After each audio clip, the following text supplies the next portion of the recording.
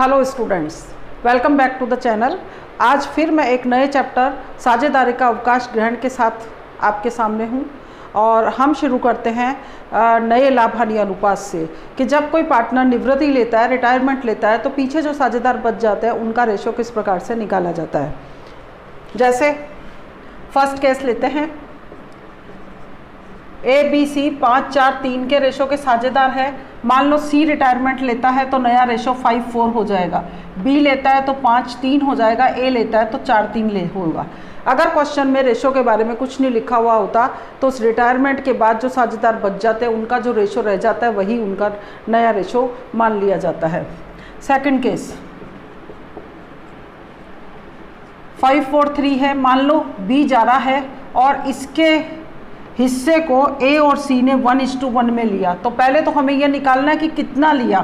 तो बी का शेयर है 4/12 इंटू 1/2, ये ए ले लेगा, सी भी 4/12 इंटू 1/2, 4/24, 4/24। अब निकालेंगे हम नया रेशो।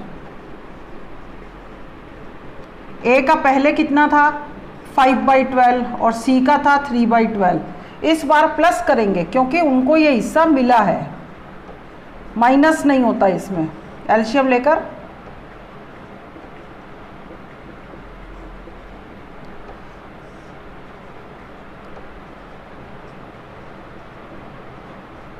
फोर्टीन 14:10 यानी कि 7:5।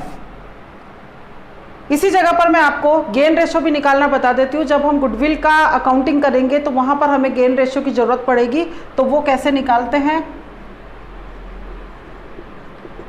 इसका फॉर्मूला होता है new ratio minus old ratio. केवल रिमेनिंग पार्टनर्स का ही निकालना होता है, ए और सी का जैसे निकलेगा। न्यू रेशो उनका हो गया 7/12 एंड 5/12 माइनस पहले इसका था 5/12 और इसका था 3/12, तो 2/12 2/12 यानी कि 1:1। मतलब ये वैसे तो देख के ही पता चल जाता है कि कितना गेन हुआ, 1:1 का हुआ तो वही रेशो रहा होगा। लेकिन अगर करके दिखाना हो, कभी ज़रूरत पड़ जाए गेन रेशो निकालो, तो आपको इस तरीके से निकालना है। एक और लेते हैं हम, ए बी सी 5-3-2 का रेशो है उनका और सी चला जाता है और इसके शेयर को 2:1 में लेते हैं, बाकी के ये दोनों। तो पहले इसका रेशो निकाल लें, 2/10 इंटू 2/3, 2/10 इंटू 1/3, 4/30 एंड 2/30। इसके बाद नया रेशो निकाल। ये तो किसने कितना लिया, ए ने इतना लिया, बी ने इतना लिया। अब न्यू रेशो, ए का पहले कितना था 5/10 और बी का था 3/10। इनको मिल गया 4/30, इसमें प्लस हो गया, और 2/30 इसमें प्लस हो गया। एलसीएम लेकर किया,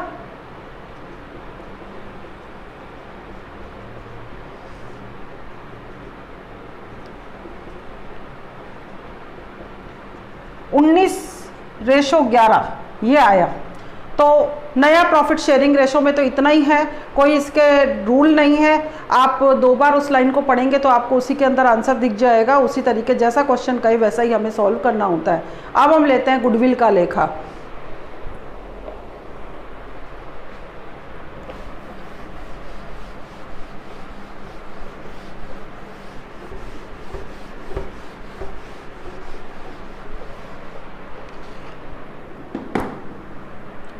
ख्याति का लेखा,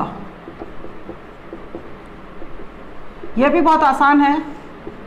सबसे पहले क्वेश्चन में आपको देखना है गुडविल पुस्तकों में विद्यमान है या नहीं। ख्याति खाता पुस्तकों में विद्यमान है, appear in the books. Goodwill account appear in the books. अगर बड़ा क्वेश्चन है तो बैलेंस शीट का एसेट साइड आपको बताएगा, पैराग्राफ है तो उसमें किस क्वेश्चन में क्लियर लिखा हुआ होगा कि पुस्तकों में ख्याति खाता इतने रुपए से विद्यमान है। तो ऐसी कंडीशन में अगर विद्यमान है तो सबसे पहले आप उसे बंद कर दें। नए जाने वाले साझेदार के सहित सभी साझेदार मिलकर अपने पुराने अनुपात में उसे बंद कर देंगे। और अगर नहीं है तो कुछ करना है ही नहीं, अपीयर्ड है तो आप उसे बंद कर दें बस। इसके बाद आपको एक ही एंट्री याद रखनी है, गुडविल की क्या एंट्री करें हम, remaining partners capital account debit to retiring partner.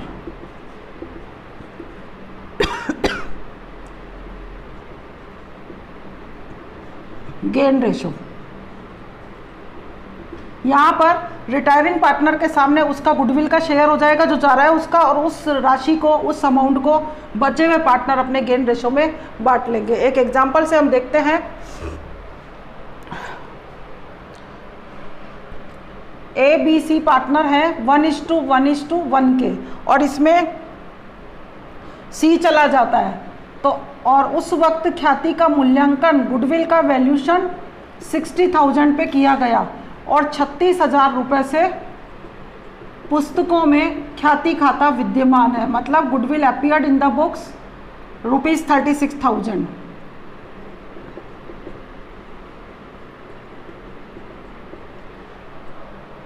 और नया रेशो होगा 3:2। कैसे करें इस चीज़ को? सबसे पहले आपने देखा कि गुडविल पुस्तकों में विद्यमान है 36,000 से, तो इसको बंद कर देते हैं, A B C to goodwill, ये 36,000 1:1:1 के रेशो में बांट देंगे, यानी कि उनका जो भी ओल्ड रेशो है। इसके बाद में इसमें एंट्री इसके लिए क्या करेंगे हम, ए बी रिमेनिंग पार्टनर हो गए, A's capital account debit, B's capital account debit to C's capital. इसमें क्या करेंगे, पहले 60,000 में जाने वाले का शेयर निकाला, तो ये आया 20,000, इसे गेन रेशो में बांटना है, तो अपन को वर्किंग नोट में गेन रेशो निकालना पड़ेगा। 3/5 2/5 -1/3 एंड -1/3।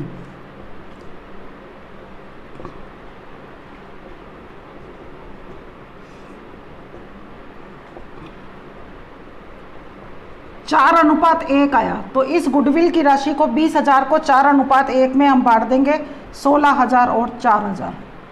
एक तो ये तरीका है गुडविल का। एक और मैं बताती हूँ, ऐसा ही एक एग्जाम्पल लेकर के।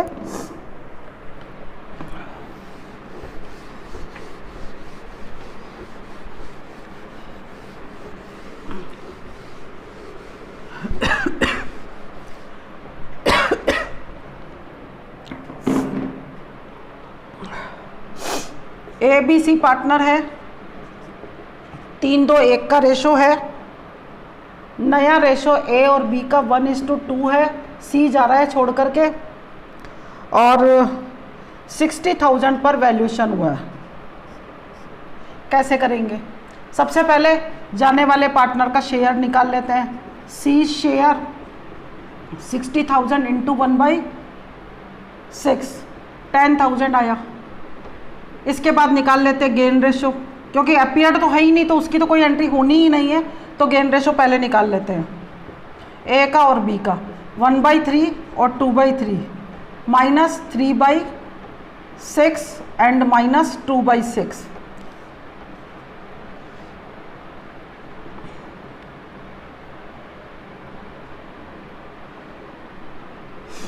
तो ये आया -1/6 और इसका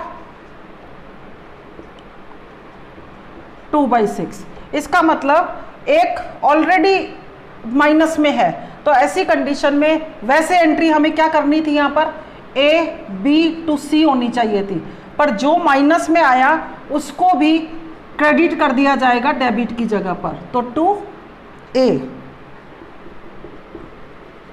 इस तरीके से अगर कोई माइनस में आ जाए तो जहां होना चाहिए उसके रिवर्स साइड में आ जाता है। मतलब सेक्रीफाइस रेशो में भी ये चीज़ हो सकती थी, प्रवेश वाले चैप्टर में अगर कोई माइनस में आ गया तो आप वहाँ पर क्या करते थे, new partners current account debit to old partners capital, तो जो ओल्ड वाला है उसको भी आपको डेबिट कर देना, और यहाँ पर हम डेबिट कर रहे हैं तो यहाँ माइनस में आया तो हमने उसे क्रेडिट कर दिया। तो सी का तो पता ही है हमारे को 10,000, और ए का हो जाएगा 1/6 है ना, तो उसका भी 60,000 का 1/6 करके देखेंगे तो 10,000 हो जाएगा, और बी का 2/6 करेंगे तो ये कितना होता है 20,000। ठीक है, ये है गुडविल अकाउंट। एक और रह गया है हिडन गुडविल, इसमें बिल्कुल अलग है। चैप्टर इजी है ये। हिडन गुडविल में क्या होता है कि मान लो बी नाम का साझेदार निवृत्ति चाहता है, उसका रिटायरमेंट है और उसका सारा एडजस्टमेंट करने के बाद उसकी कैपिटल बनती है 1,20,000, मतलब हमें उसे पे करना है 1,20,000, हम उसको पे कर रहे हैं 1,50,000, तो ये 30,000 जो हम एक्स्ट्रा पे कर रहे हैं ये उसका गुडविल का शेयर कहलाएगा। तो एंट्री क्या बननी चाहिए, AC to B। यहाँ तो शेयर बी का ही आया तो सीधा सीधा 30,000 इसके सामने लिख के इन दोनों के गेन रेशो में हम इसे बांट देंगे। ये है आपका गुडविल। बच्चों मैंने आपको पिछले चैप्टर में रिवैल्यूएशन अकाउंट सिखाया था, इसमें भी बिल्कुल यही है। जब कोई पार्टनर जा रहा है छोड़ करके उस वक्त भी सभी संपत्ति और दायित्वों का रिवैल्यूएशन किया जाता है। तो जैसे पिछले चैप्टर में आपने किया बिल्कुल वैसे ही एसेट बढ़ती है, डेबिट करना है, घटती है, क्रेडिट करना है, जो भी रूल है वो सारे अपनी जगह पर है। उसके बाद में आपने प्रॉफिट निकाला, प्रॉफिट को to partners capitals all partners सभी का नाम लिखना है इसके अंदर। वहाँ पे ओल्ड बोलते थे, यहाँ पे ऑल जाने वाले सहित, और उनका ओल्ड रेशो लगेगा। मेमोरेंडम रिवैल्यूएशन भी सेम है। अगर क्या लाइन लिखी हुई होती है, साझेदारों ने सभी संपत्ति और दायित्वों को पुराने मूल्यों पर दिखाने का निश्चय किया गया, ओल्ड वैल्यूज पर ही शो करना है, या फिर क्वेश्चन कह देता है मेमोरेंडम रिवैल्यूएशन अकाउंट बनाओ, तो जैसे बनाते हैं वैसे ही बनाना है। उसके बाद में टू प्रॉफिट लिख करके टोटल बराबर हो जाती है, या बाई लॉस लिख कर टोटल बराबर हो जाती है। अब जैसे प्रॉफिट है तो टोटल के बाहर नीचे की तरफ टू पार्टनर्स कैपिटल ABC मतलब ऑल, और उल्टी साइड में बाई पार्टनर्स कैपिटल, जैसे C चला गया तो AB वहाँ पे नया रेशो, इस तरफ पुराना रेशो। ये सब पिछले चैप्टर जैसा ही है। एक और चीज़ है अनडिस्ट्रीब्यूटेड प्रॉफिट। अनडिस्ट्रीब्यूटेड प्रॉफिट में भी जहां आप पहले जैसे एंट्रीज कर रहे थे वही है। General reserve account debit to, यहाँ पर ऑल बोलना है, मतलब कि ABC। P&L account debit to ABC, इस तरफ है तो ABC टू P&L। अगर workman compensation, investment, fluctuation reserve वगैरह जो पिछले चैप्टर में रूल थे वो सबके सब यहाँ पर भी आपको फॉलो करने हैं।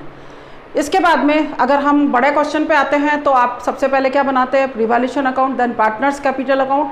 पार्टनर्स कैपिटल अकाउंट में आप बाई बैलेंस, रिजर्व वगैरह सब लिख दिया, रिवैल्यूएशन, गुडविल की एंट्रीज वगैरह सब हो गई।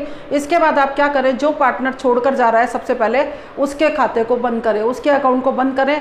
क्वेश्चन कहता है भुगतान कर दिया गया तो टू बैंक से, टू कैश से बंद कर दीजिए, और अगर क्वेश्चन कहता है लोन में ट्रांसफ़र किया तो जैसे बी जा रहा है तो टू बीज लोन लिख के उसको हिसाब को बराबर कर दिया। उसके बाद बाकी बचे हुए साझेदारों का बैलेंस निकाल दिया जाता है। लेकिन अगर क्वेश्चन कहता है कि नए बचे हुए साझेदारों ने अपनी कैपिटल 50,000, 1 लाख जो भी है रखने का निश्चय किया, जिसे लाभ हानि अनुपात में रखना है, तो जैसे 50,000 को 3-2 के रेशो में रखना है तो 30,000 और 20,000 हुआ। इसे टू बैलेंस CD लिख करके और डिफरेंस को बाई कैश और टू कैश जैसा कि हम पिछले चैप्टर में करते थे उसी तरीके से यहाँ पर भी करेंगे।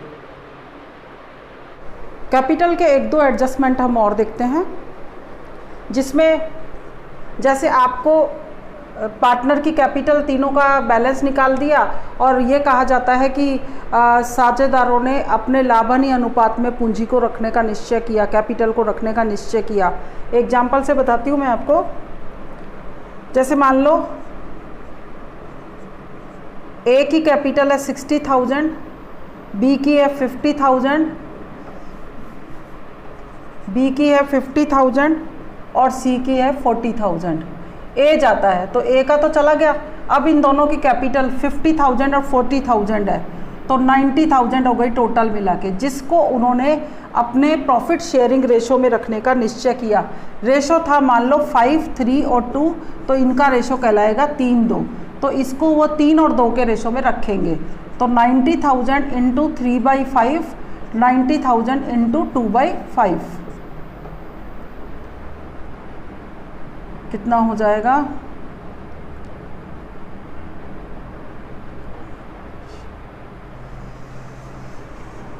5 × 5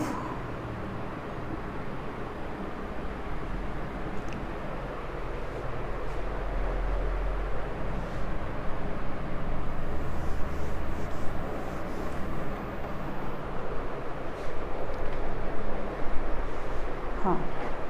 कैपिटल का एडजस्टमेंट मैं थोड़ा सा और बता रही हूँ, जिसमें एक तो ये तरीका है कि जो पार्टनर्स का समायोजित पूंजी आती है, एडजस्टेड कैपिटल आती है, वही हम बैलेंस निकाल देते हैं। फर्स्ट मैंने आपको थोड़ी देर पहले बताया कि 50,000 जैसे कैपिटल है 3-2 के रेशो में रखना है। लेकिन एक तरीका ये भी हो सकता है कि उनका जो भी बैलेंस आ रहा है उसी के बारे में वो कहते हैं कि अब वो कैपिटल को प्रॉफिट शेयरिंग रेशो में रखना चाहते हैं।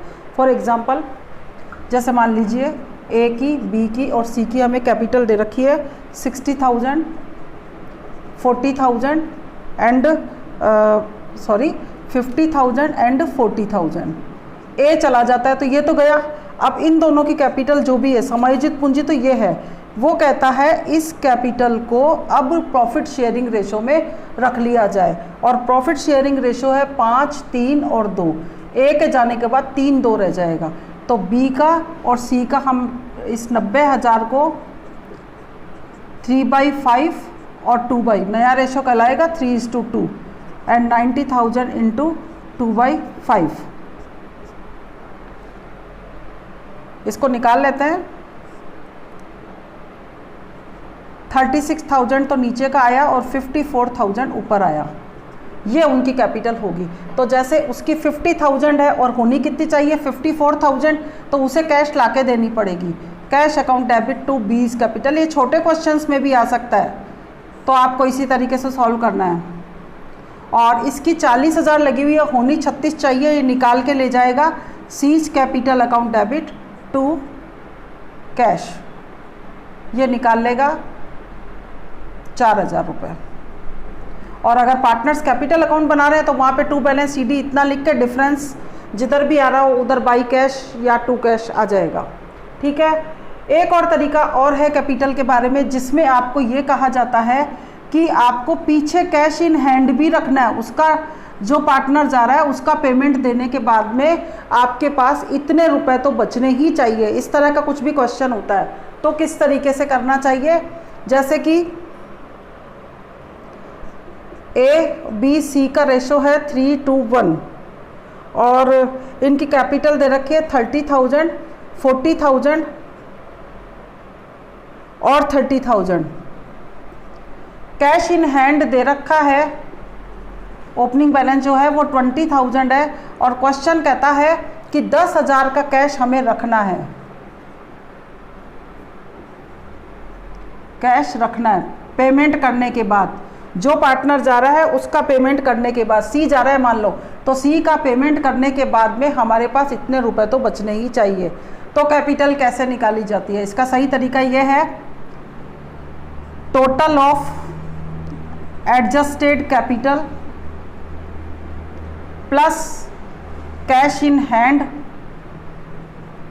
जो रखना है जैसे कि 10,000 minus opening balance of cash. ठीक है।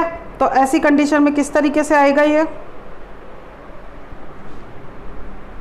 30,000 plus 40,000 plus 30,000 plus 10,000 cash in hand हमें रखना है और माइनस 20,000। तो 3, 4, 7, 10, 1 10 में से 20 गए, 90,000 की कैपिटल उनकी होनी चाहिए, जिसको ये 3:2 के रेशो में बांट देंगे। ए की और बी की 90,000 इंटू 3/5 और 90,000 इंटू 2/5, 54,000 और 36,000, यही आया पहले वाला ही।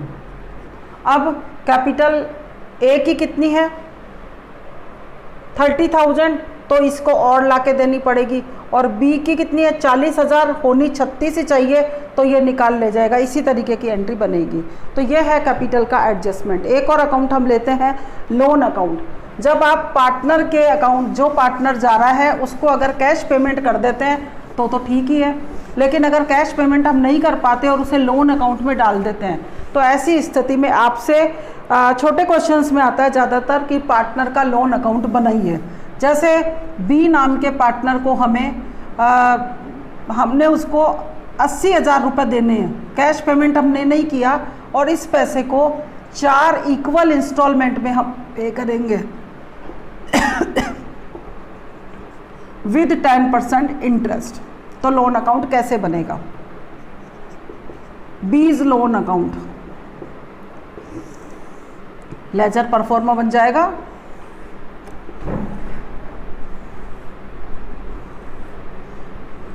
हाँ, हमारी एंट्री क्या बनी होगी, हमने पार्टनर कैपिटल में 2 साइड में लिखा होगा, तो एंट्री बनी B's capital account debit to B's loan. तो इधर की तरफ मान लीजिए अप्रैल 1/2/2012 में रिटायरमेंट लेता है, तो यहाँ पे डेट डाली अप्रैल 1 2012 बाई 20 कैपिटल 80,000, 80,000 रुपये हमको देने हैं।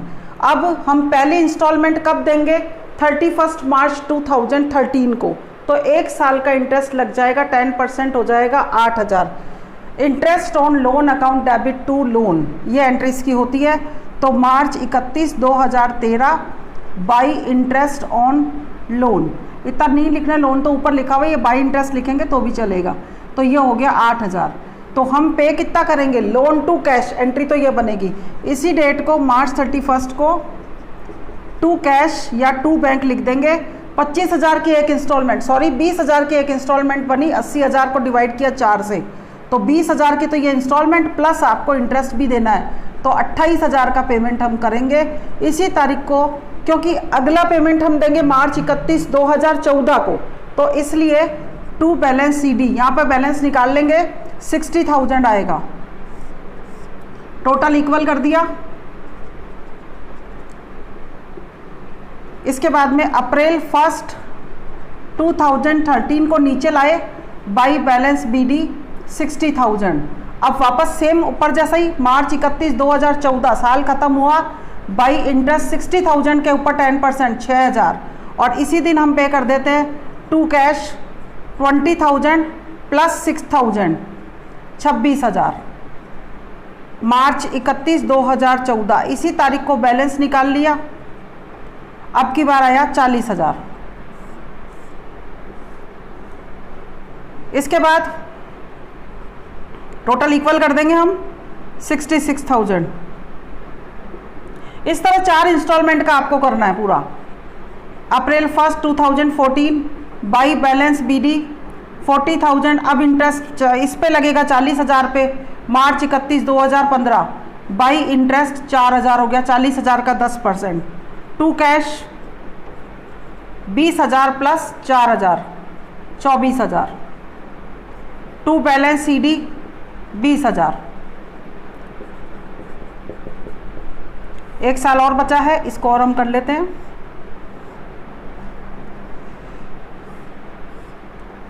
टोटल इक्वल हो गया 44,000। अप्रैल 1 2015 बाई बैलेंस BD 20,000, अब इस पे इंटरेस्ट लगेगा मार्च 31 2016 साल खत्म होगा जब, तो by interest 2,000। To cash 20,000 plus 2,000 22,000। इस तरीके से हमारा लोन अकाउंट ख़त्म हो गया, टोटल बराबर कर दी, बैलेंस हमारा अब नहीं आएगा। एक तो लोन का ये तरीका है। एक और तरीका मैं यहाँ बता देती हूँ कि जैसे 80,000 ही देना है, कि 25,000 की इंस्टॉलमेंट हमें देनी है विद इंटरेस्ट, इंटरेस्ट इंक्लूडेड है उसके अंदर। तो ऐसी कंडीशन में जैसे इंटरेस्ट लगाया 8,000, तो आप यहाँ पर सीधा 25 ही देंगे, इस इंटरेस्ट को इसमें जोड़ना नहीं है, ठीक है। इसके बाद ये बैलेंस निकाला, बैलेंस को नीचे ले आए, चेक कर लेते हैं हम कितना आएगा बैलेंस। 88 में से 25 जाते हैं तो 63,000। तो अब यहाँ पे 63,000 आ जाएगा। 63,000 का 10% होता है 6300 रुपये, और वापस यहाँ पर 25,000 ही देने हैं। 3 इंस्टॉलमेंट तक वो ऐसा कर रहा है, इंटरेस्ट जुड़ा हुआ है इसके अंदर। वापस बैलेंस निकाल लेंगे, टोटल हो जाएगा 69,300। इसमें से 25,000 जाएंगे 44,300। फिर इंटरेस्ट इसका निकाला तो 4430 हो गया। यहाँ पे हमने 25,000 पे कर दिया, इंटरेस्ट हमें नहीं देना, इसमें जुड़ा हुआ है वो। अब बैलेंस निकाल लेते हैं, टोटल हो रहा है 48,730। इसमें से 25,000 घटाए